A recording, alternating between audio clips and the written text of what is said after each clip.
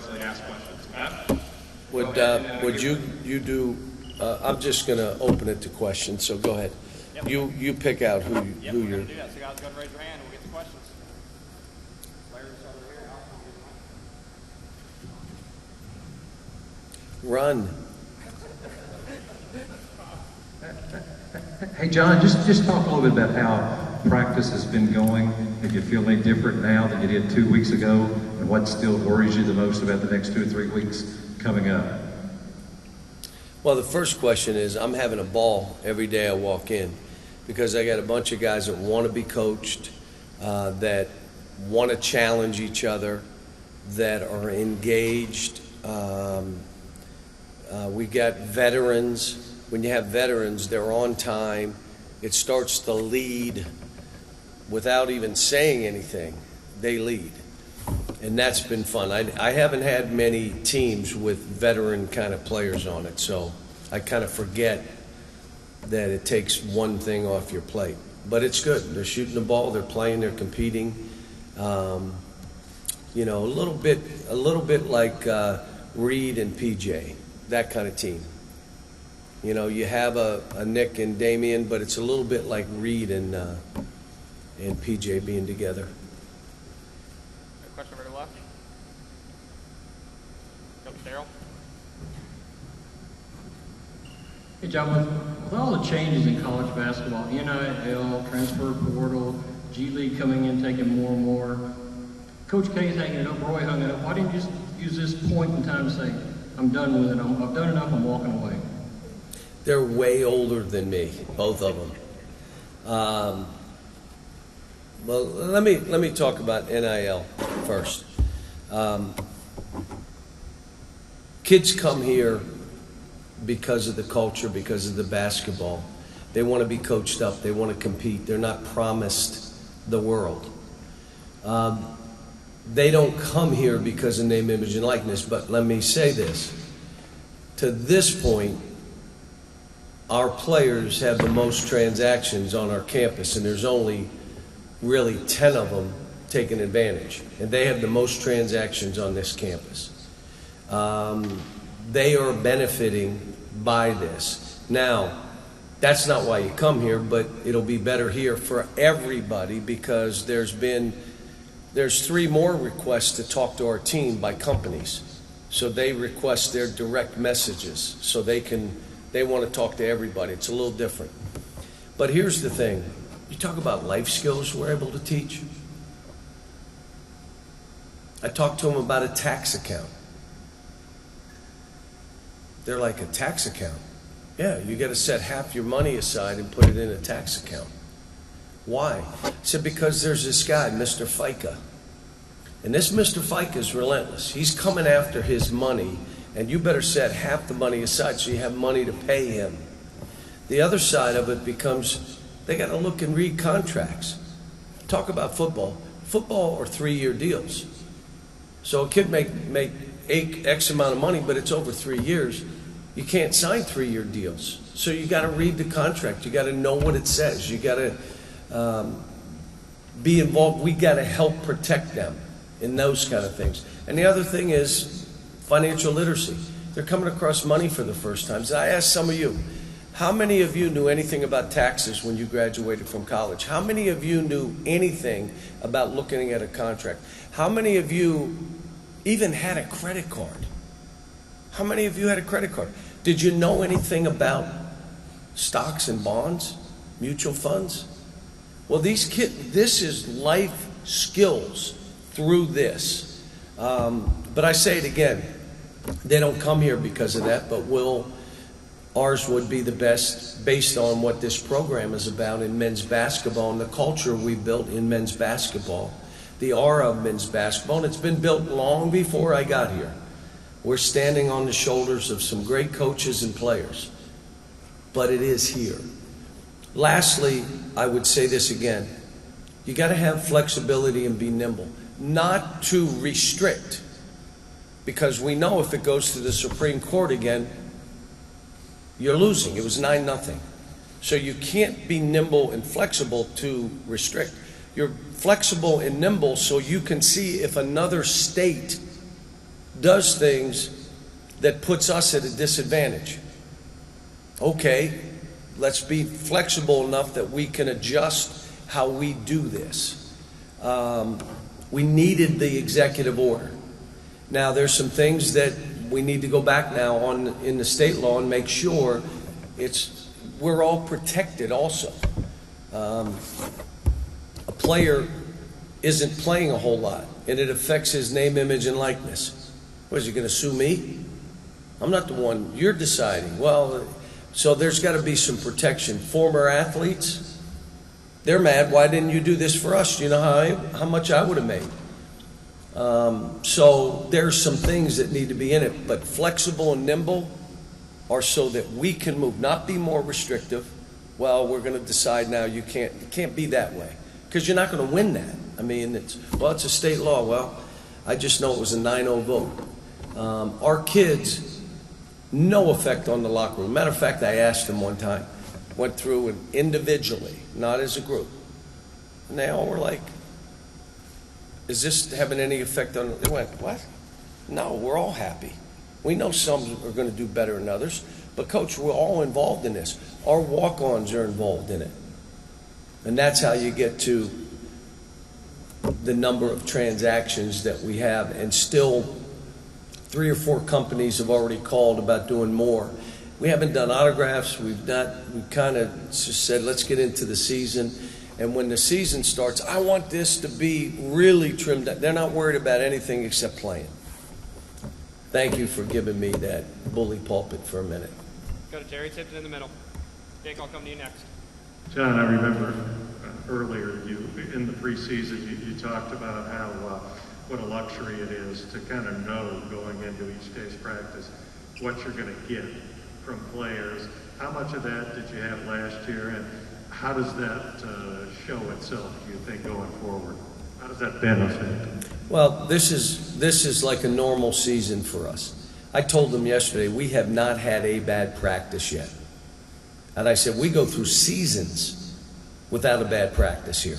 Seasons. And those are the teams that are winning 38, 35, 32. Those are those teams. And there's a bunch of them. Last year's a blip. That's so far behind me. What we went through, and I learned from it, and you move on. But what I like about this group, they're competing against each other. But let me say this. Yes, we do have depth. So now you have guys that are similar skills offensively. Who would you play now? It's you. They're very similar offensively. Who are you going to play?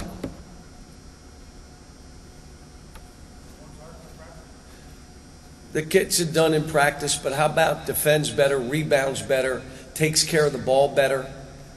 Those guys get a leg up, and I keep telling them. You're competing with each other, yet I'll play as many deserve to play. But I'm saying this again, folks, it's not communism.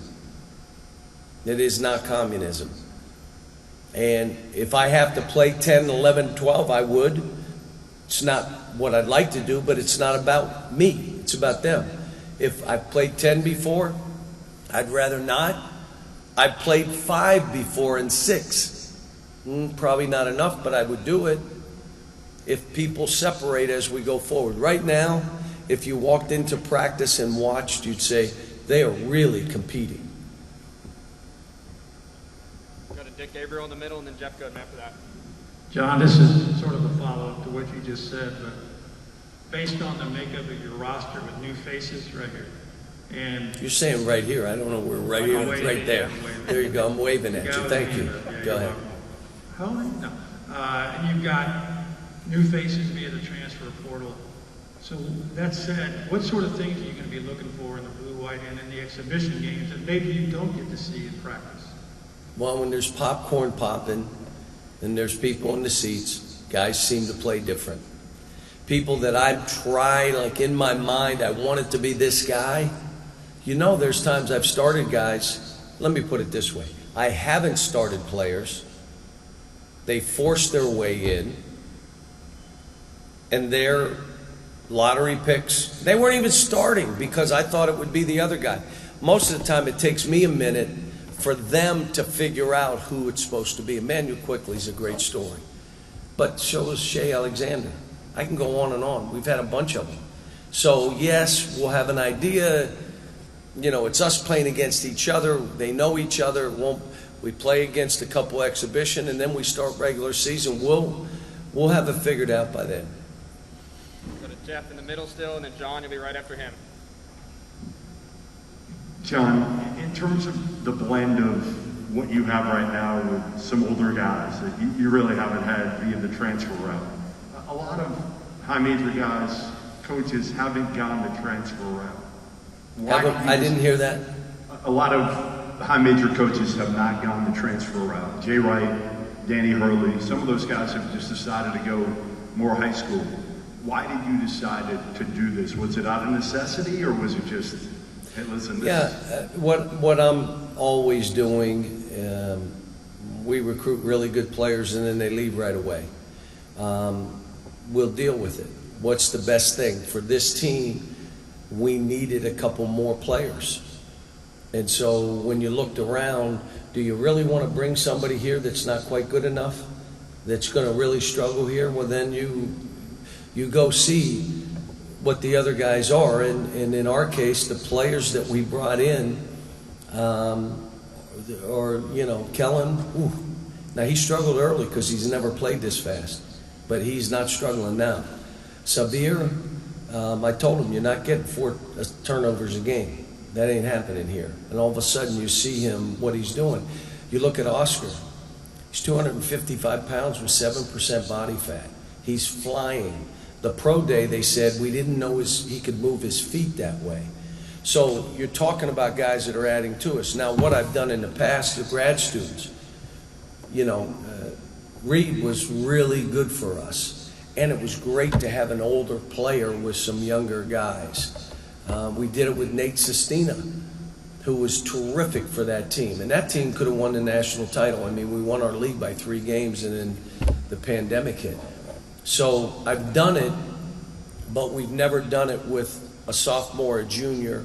CJ's been hurt, but he can really shoot the ball, and I can't wait till we get him on the court. I mean, he's been on the court 15 minutes, so we haven't seen it. Now, here's what I would tell you. In a normal year, like if this class finishes like I think it's going to finish, the only way we take a transfer is if we have a roster of 9 players. Now, you won't believe this. You need a warm-up line. You got to have like enough where you can have a couple balls. So, okay, then maybe we take a transfer. If we miss on a kid, then maybe we take a transfer. The good news for us, if you talk to Severe, you talk to Kellen, you talk to Oscar, you talk to CJ, those are the guys that would say to somebody, you know, if you got a chance to get in this culture, what men's basketball is and how we do it here, you take advantage of it. So, but I'm not that smart to say I'm going to invent something. I'm just playing it. All right, where are we now? Now sticking there to Rub. John, go ahead. Hey, John, a lot has been made about your new energy and outlook this year. I had a colleague from out of state ask me, what is a swaggy cow? What should I tell him? And is that a name that you embrace? What is the name he said? Swaggy cow. Who says that? Everybody does. What's that? Everybody does, fans do. They call me Swaggy Cal. Swaggy cow. Why don't you tell my wife that's what you guys call me? She would enjoy that. You know, I would hope every year that I walk in the gym that the players know that, wow, he expects us to be good. And not only expects, he's demanding that we improve every day so that we are good when we finish. He doesn't put it on the score or wins. It's about, are we getting better? And man, he's confident. Well, part of it is I've done this for 30-some years, and the process and the culture we've built at different places is similar. It's about being about the kids first. I said this many times. I went from the business of basketball to the business of kids and families. And it shifts. Like, I'm telling these players now, a lot of stuff we're doing is for you individually, so you improve, so you can help us be our best. And I don't know if that's swaggy, Cal, but I'm confident in what we do and how we teach and how we're playing. Now, we're going to play different this year. When we did the dribble drive, it was totally different than everybody else. When we did the positionless basketball, it became different than everybody else. When we played with 3 point guards, how do you do that? You can't. Well, they all were drafted. It all worked out for everybody. One of them scored 60, Jamal Murray, in a game. I mean, you could, and now what we're doing now, the spacing and what we're trying is different. I'm not afraid to, matter of fact, I kind of like changing what I do. And to be honest, I don't like, you got people that say, he's listening to me, and we laugh because he says, I don't listen to anybody. I don't listen to my wife. You guys see her on, what's she on? Instagram, following me, putting the garbage. What? I don't care what she does. Take my picture, go do what you want. You have fun? Good. But the best part of this is trying new things.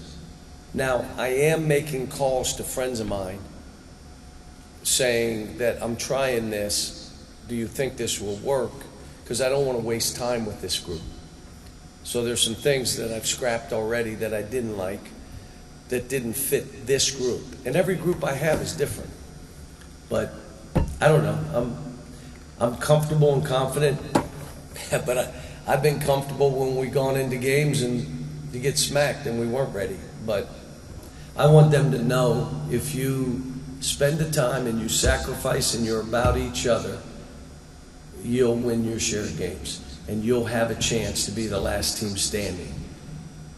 You know, I've said this, I just looked at something. I've never seen a selfish person who's happy, and I've never seen an unselfish player not be happy or be unhappy.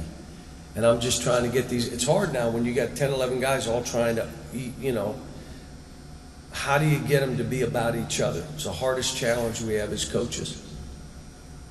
We're going to coach over on the right side. Larry waves so you can see you. Yeah. John, Larry, you need a haircut, just so you know. just got one. Oh my gosh. Just got one last week. So, could you talk a little bit about Tubby going to have his jersey retired and when he'll be here and what you hope that day will be like? Yeah, he and I talked today. He and I have talked about this for a while. As a matter of fact, you know, I called him about, like, you need to get back in here, and I'm really happy the university saw fit to do this for him. But I had one thing I told him. I'm going to tell you right now, I'm going to be really ticked if your ovation is bigger than mine. That's what I told him, jokingly. And he laughed. But you know what I said to him? What happens, you leave a program. I don't think Coach Hall understood how much he was loved here. And, you know, when he went on his birthday and he did the Y, and everybody went absolutely bonkers, and they did the statue for him over here, and now he'd come and bring friends to show. I mean, he understood how much he was loved here. And I want Tubby to understand. I said, Tubby, when I mention your name, I'm going to be in Louisville tomorrow, and I will mention his name. It's like a standing ovation. I said, Tubby, you are loved here. And the more that the time goes by, I think the more people respect the job he did and how he did it. So I'm really happy for him. He deserves it, and we'll be so honored. I'm hoping some of his former players the night before come back, and I think we're going to have a bunch of them where they come back and honor him together, because he was loved. I put it out last night. His players loved him, loved playing for him. Go back to Jerry in the middle, and then Darryl will come over to the left. Swaggy, you guys are number 10 in the AP poll. Jerry, you know what your nickname is? Go ahead. No, I'm not going to do it. There's women here. I cannot do it. I was going to say, I'll play straight man. Okay. You're number 10 in the AP poll, picked to win the SEC. What do you think of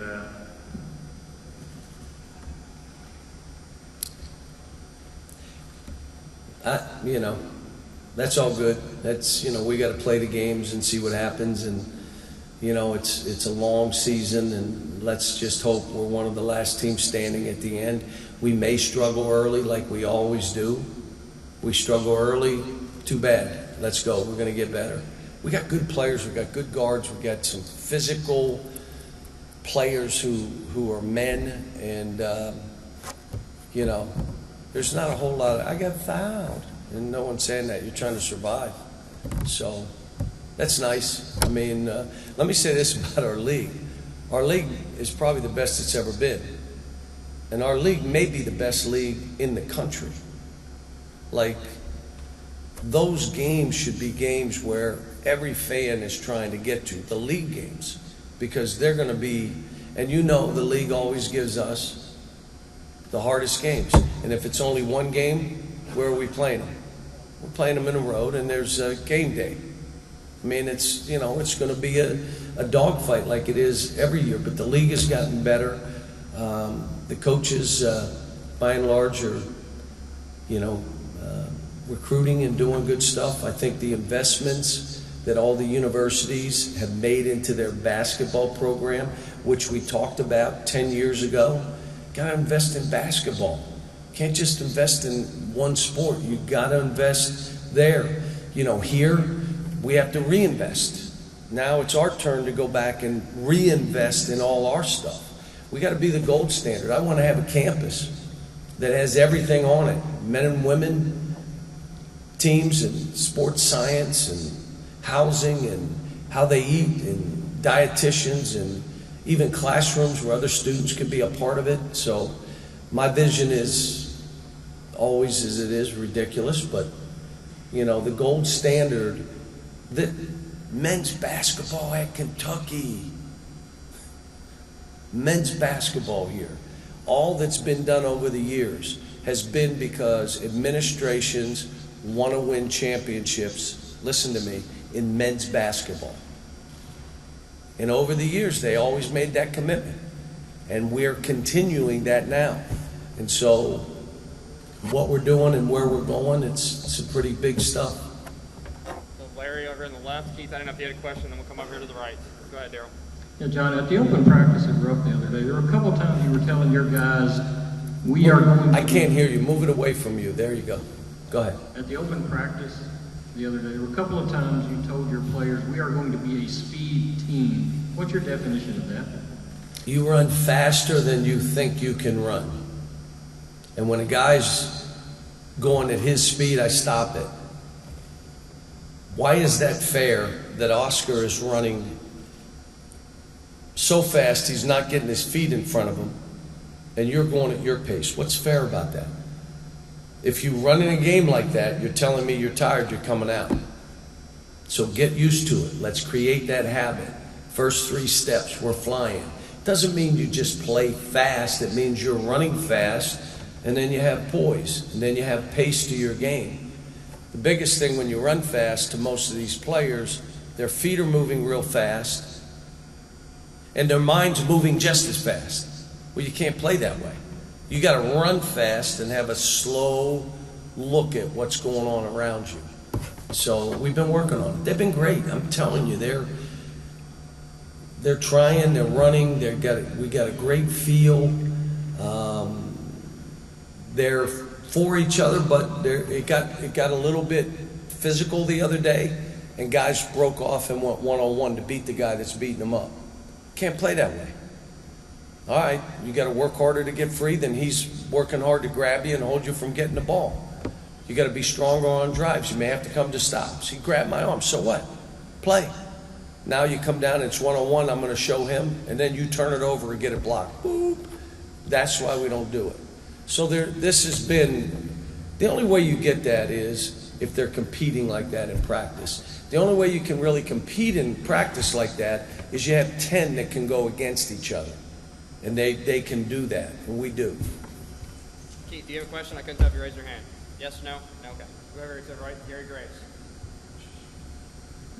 John, with so many guards on this roster, how have you sorted through the similarities between them? I don't know if redundancies is a word, but how have you kind of sorted through that process and figured out, just exactly where they fit in at this point? I think what you have in basketball players, you have place starters and you have finishers. When your place starter is taking the most shots on your team, not a good thing. If your finisher is trying to drive and pass and play and he's got more turnovers than assists, not a good thing. So what you first try to find out, who are the play starters and who are the finishers. We do drills where you're trying to make baskets in the last 5-6 seconds of a clock. Who can make those? Then who can do it in a game? But I'm going to tell you, this will come down to if there are a couple guys that are better defenders, those will be that last couple guys. That will be the differentiator. He's a tough, rebounding, defensive player who can finish. He's a tough, rebounding, great defender and great play starter for us. He can really shoot it, but this guy can shoot it too. So we got to wade through that. And part of it will be in games. It's like, I've got to figure some things out and make sure everybody has their opportunity. But you guys know I say this every year. Before it's all said and done, every one of these guys will start. And you'll prove whether you should keep starting or you're the victim. Well, I didn't play for a while. Now you started me. Now I can't. You're the victim. I don't deal with victims well. Well, I haven't played it. Now you're starting. Well, now you already have excuses. No, everyone on this team will have their chance. Some will start ahead. Emmanuel didn't. And he was player of the year in the league. Shea didn't. And he ended up a lottery pick. I mean, those kids, I remember telling Shea, probably could start you. And he said to me, Coach, I trust you. Just do what you're doing. I'm good. So it'll all play out. Let me just say it. We got good guards. We do. We're going to do 2 questions over here. Then we'll see if anybody's got any virtual questions. Then we might have time for a few more here. Go ahead over here. Hey, Coach, over here. I know you mentioned you like this team's competitiveness. Obviously, it changes once the season starts and you see them out there. But what else do you like about this group? Do you like their shooting? Do you like their speed or their height? What are some things that you're kind of feeling out right now? Well, there's just, you're trying to figure out, guys. I called Damien in the office the other day and said, you got to show me more. I don't know enough about you. Make some mistakes, shoot some balls you shouldn't shoot. Do some stuff so I can see what you are and what you're not, and then we can talk through it. I'll give you an example. I said that to him, and he shot 2-point shots. He shot every 5-on-5 that we do, there's stats. There's for the season so far, and we do it by week, sometimes every 2 weeks. Damien shot the ball from 2, pull-ups, some floaters, some stickbacks, 65%. From the 3, he was 0%. So in front of the team, I said, this is what the numbers. So you probably should shoot more 3s. No. How about you dive to the rim more? How about you find scoring opportunities within 16 feet? How about the shot goes up? Don't be standing on the perimeter. Even though you're playing one of those spots, you got to be a diver. And all of a sudden yesterday, he was ridiculous. But that's what we have to do. That's what coaches do. You try to, some of the kids will listen. Some of them will be delusional. I'm going to show you that I can turn this thing over. Okay. Or I can play a certain way. Okay. That's your choice. That's a great thing. But I have choices too as a head coach. And so, it's what we're doing with guys. Bryce, he didn't practice for 10 days, 7 days, and he moved back. Well, he's back practicing. He's kind of nudging his way up. Very physical. starting to try to rebound more. You could play him as a 4. You could play him as a 3. He's probably not big enough to play as a 5. Damian could be a 4 or 5. Keon could be a 4 or 3. I mean, there's all kind of moving parts right now. Take one more here in person. We'll see what we got virtually. Cal, as far as going through last year, maybe what you learned from it, what are some things that you're doing this year, even on and off the court, that you've been able to do similar or maybe different, just as far as it goes? Last year was a pandemic, so I'm by that. I mean, it was once in 100 years. I feel bad for the kids. I feel bad for the students. Somebody said, what if you were a freshman? What an awful thing. What if you were a senior, your last year? What an awful thing. What about a team sport? What an awful thing. It's done. This team reminds me of past teams that I've had that come every day. You ready for this? You can scrimmage more. Most people will say you don't scrimmage enough. They'll come in and watch and you need to scrimmage more. And I say, yeah, and you got fired, so don't even talk to me. So, but they're right. We got to scrimmage more. But until I get them to develop the habits that are winning habits, playing doesn't help that. It confirms what they think, which is not right. So this team, though, is advanced, partly because I got some older players, partly because we got 10 and they're competing. So we're doing, yesterday was 2.5 hours, and my guess is nearly 2 hours we scrimmaged. I mean, we went, now I did it different ways. I take that back, 15 minutes, 10 minutes for shooting, so probably an hour and 45. And hopefully we get more of that because they got to get to feel each other and how they're playing. All right, guys, bear with us here. We're going to try this. Go ahead. You in the blue. Raise your hand. Yeah, Mike. Mike. Is your name Mike, or we're getting him a mic? We're getting him a mic.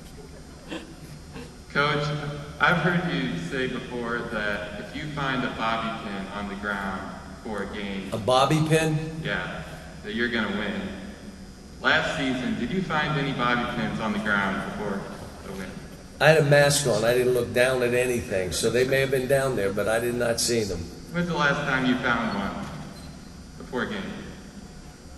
Well, I find them when it's not a game. I know I'm going to have a good day. But I get, look, it used to be a coin with the head up. A great story. So we're playing it. I'm coaching at UMass at the time. And the story got out that I'd walk around if I found a coin head up, we'd win.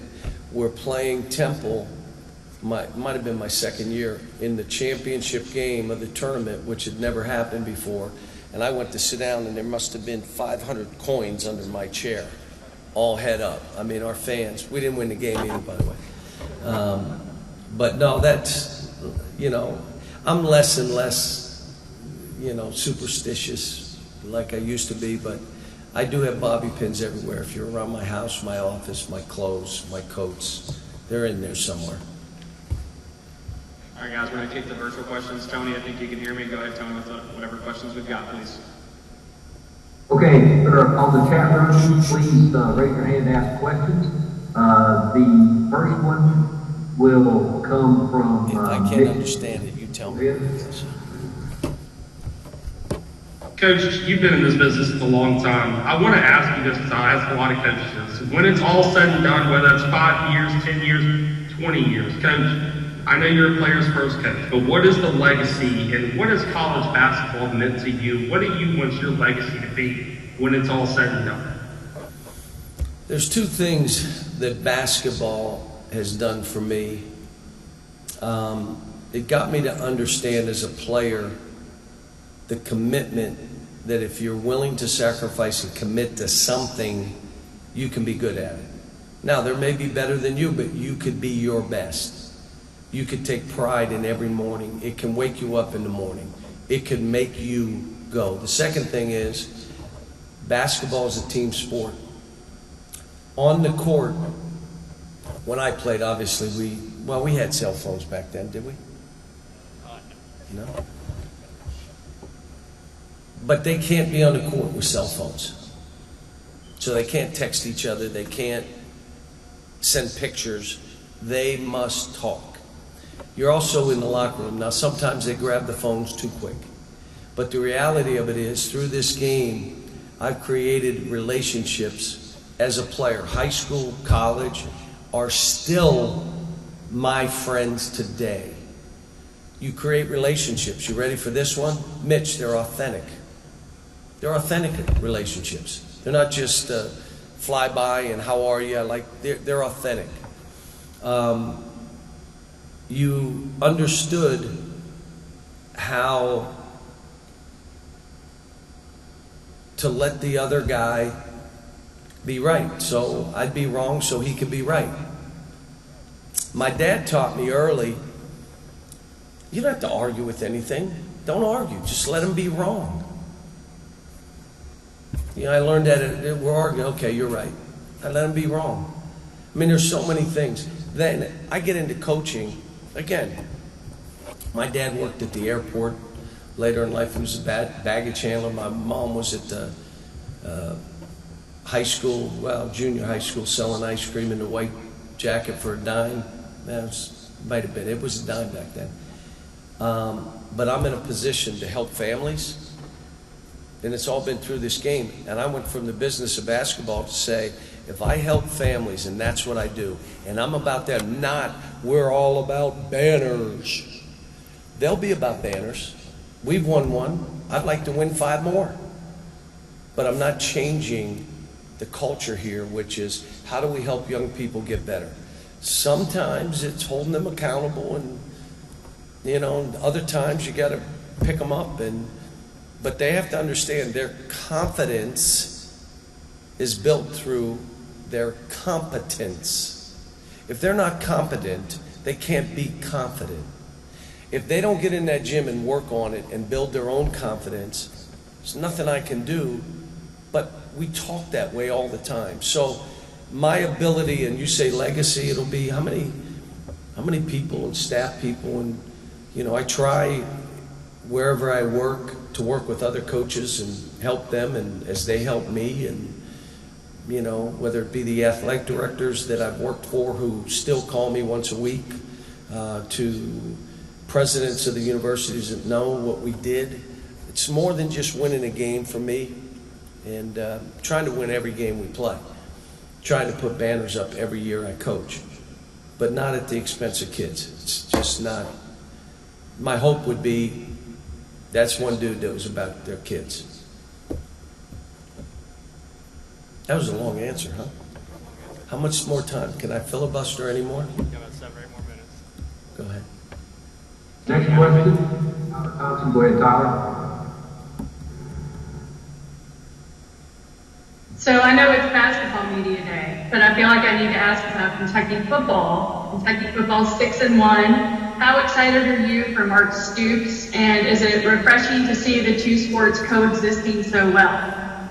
Well, first of all, we've always coexisted, and whoever was the coach, Rich was, but Mark and I are close. We're from the same Western PA and Youngstown. He talks, he's yins. I mean, he's one of my guys. But what he's done here, which took time, this didn't happen in 2 years. He did this over a period of time. I called him after Georgia, and he was upset.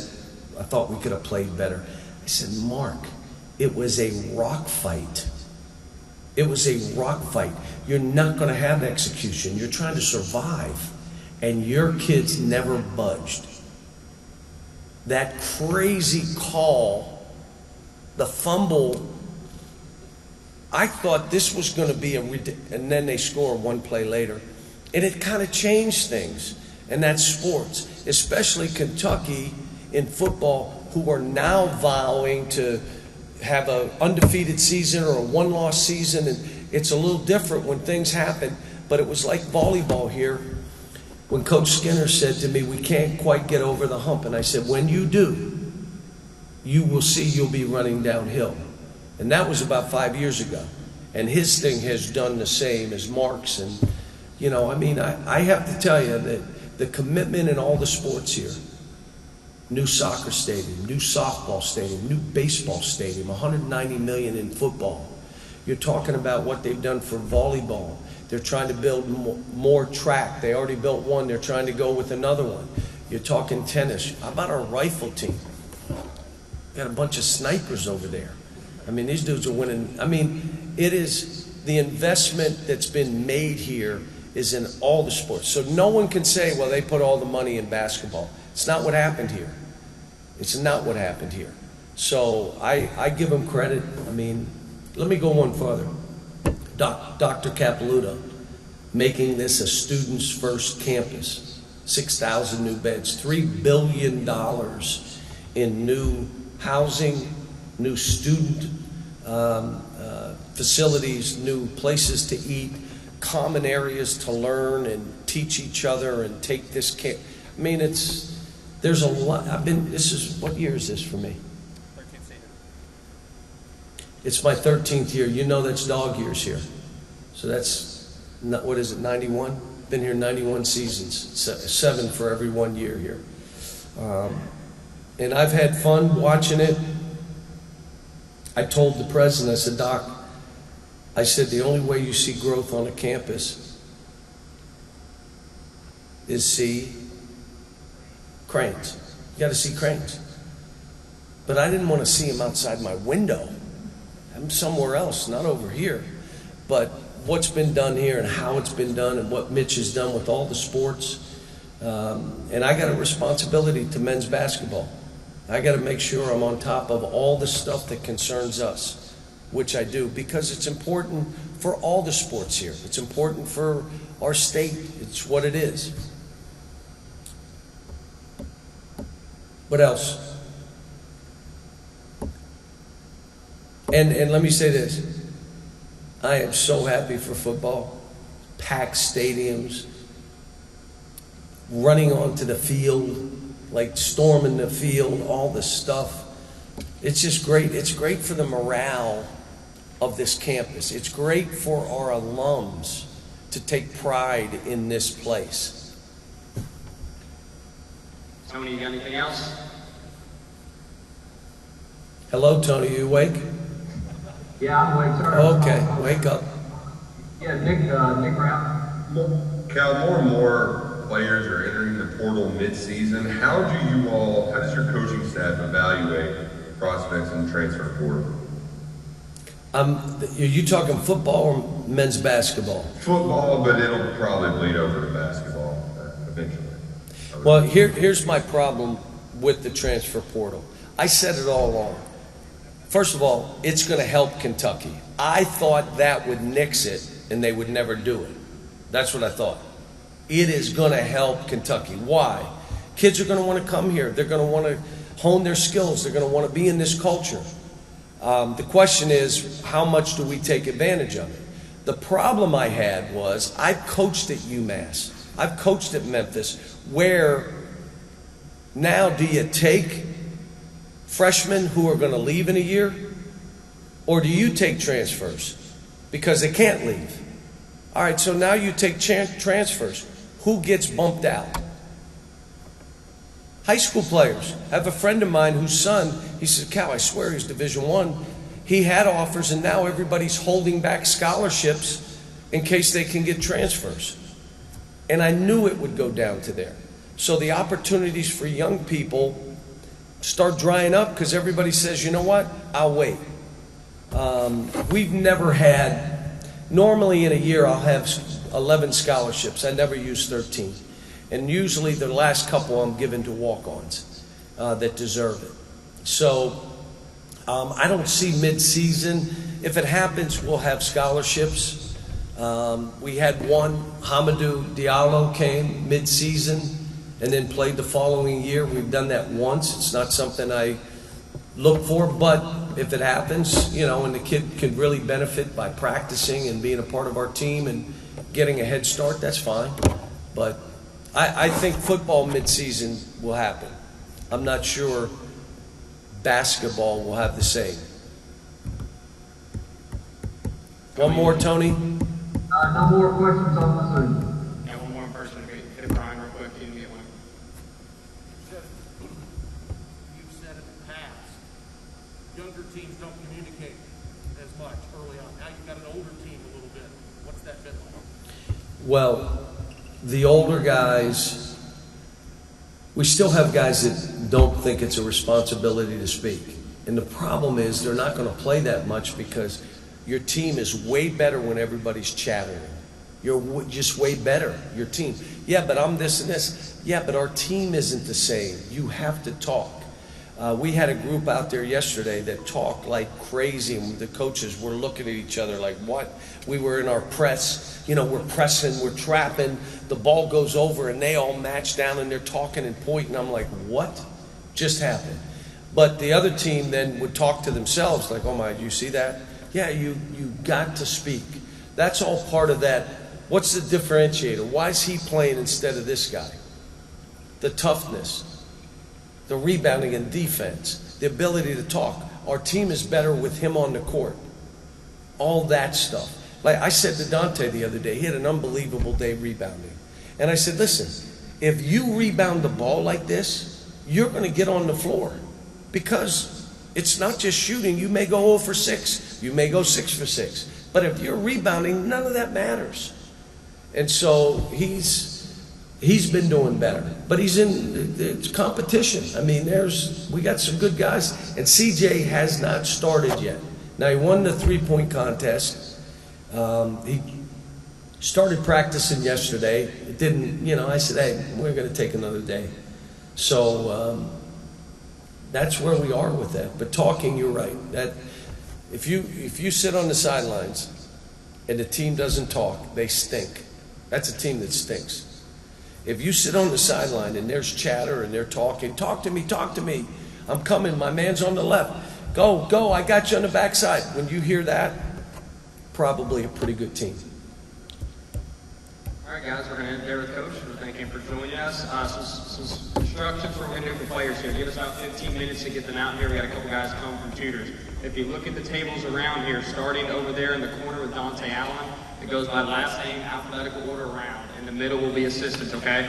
You guys can see there's tables and stanchions. You're welcome to put your recorders up there, and we ask you stand behind the stanchions just to keep some distance there, okay, guys? If you have any questions, we'll have people around.